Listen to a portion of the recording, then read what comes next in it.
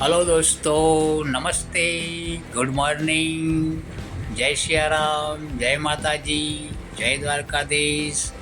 તો આજે ડેરીએ દૂધ ભરાવા માટે આવ્યા હતા તો ભાઉબેનનો ફોન આવ્યો કે ભાઈ તેલ પતી ગયું છે તો થોડું લેતા આવજો।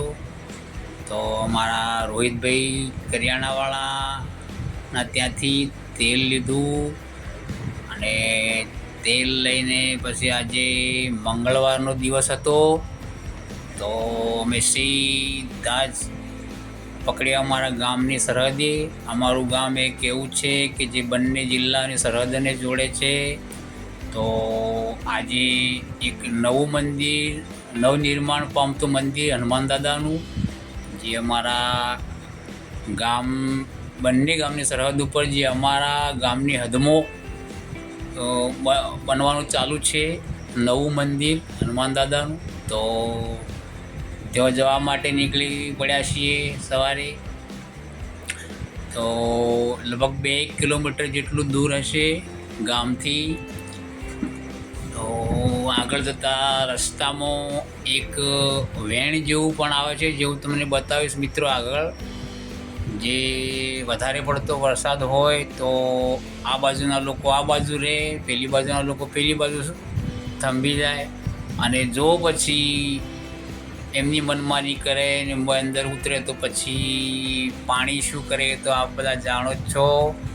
ચલો હવે આપણે વેણ આવવાની નજીકમાં જ છીએ, તે તમને વેણ પણ બતાવું। અત્યારે તો લગભગ બેઠા પુલ જેવું બની ગયું છે ત્યાં આગળ, એટલે સગવડ તો સારી છે, પણ વધારે પાણી હોય તો સાહસ ન કરવરાય। તો હવે આ વેણ નજીક જ આવી ગયું છે તો આ તમને બતાવી દઉં મિત્રો। અમારા ગામ એ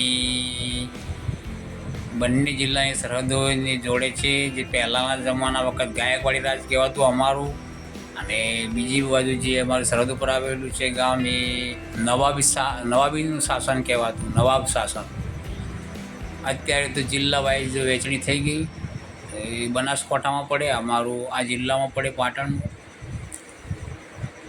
આ નાળું વેણ કહેવાય છે, અને વેણ બહુ ડેન્જર રસ્તો છે અહીંયા ચોમાસા માટે। તો જો પાણી વધુ પડતું આવતું હોય તો સાહસ કરાવરાય નહીં। તો હવે આપણે નજીક જ છીએ હનુમાન દાદાના મંદિર તરફ જવા માટે। તમને નવું નિર્માણ પામતું મિત્રો મંદિર બતાવીશ। આવી ગયું છે મંદિર। મંદિર તો ખૂબ જ માપનું જ છે, સુંદર છે, જંગલ જેવો વિસ્તાર છે અહીંયા। સામે લગભગ 150-200 મીટરના અંતરે જ છે સરહદ। આ નવું નિર્માણ પામતું અમારું હનુમાન દાદાનું મંદિર લગભગ પૂર્ણતાના આરે જ છે। આગળ ખુલ્લી જગ્યામાં આગળ હનુમાન ચાલીસા સામૂહિક કરવા તો બેઠકની વ્યવસ્થા પણ લગભગ થઈ રહી છે એવું લાગે છે, જોવા ઉપરથી એવું લાગે છે। સામે બેઠક, બોકડાઓની બેઠક, બેસવા માટેની બેઠક પણ છે। આ બાજુ બંને સાઈડ વળતા આપણે આવ્યા તો અમારા ગામના મેદાન, જ્યાં ક્રિકેટની ટુર્નામેન્ટો પણ રમાય છે, અને અન્ય રમતગમતોમાં જે વિદ્યાર્થીઓની પ્રેક્ટિસ માટે વિદ્યાર્થીઓ પણ આવતા જતા હોય છે સવાર સાંજ। તો નજર કરતાં 2 છોકરાઓ નજરે પડ્યા તો નજીક જઈ પૂછ્યું કે શું કરો છો, એટલે કે લાંબી કૂદ માટે અમે જમીન પોચી કરી રહ્યા છીએ, પ્રેક્ટિસ માટે લાંબી કૂદ।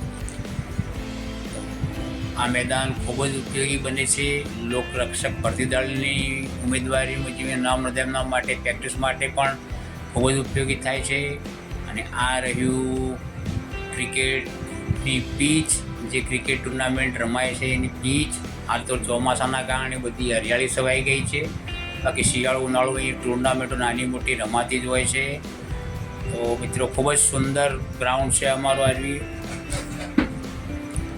અને ચારે તરફ હાલ તો ઘાસ જ ઉગેલું છે બંને સાઈડ। તો મિત્રો તમને અમારો આ વિડીયો ગમ્યો હોય તો લાઈક શેર જરૂર કરજો। મળીએ।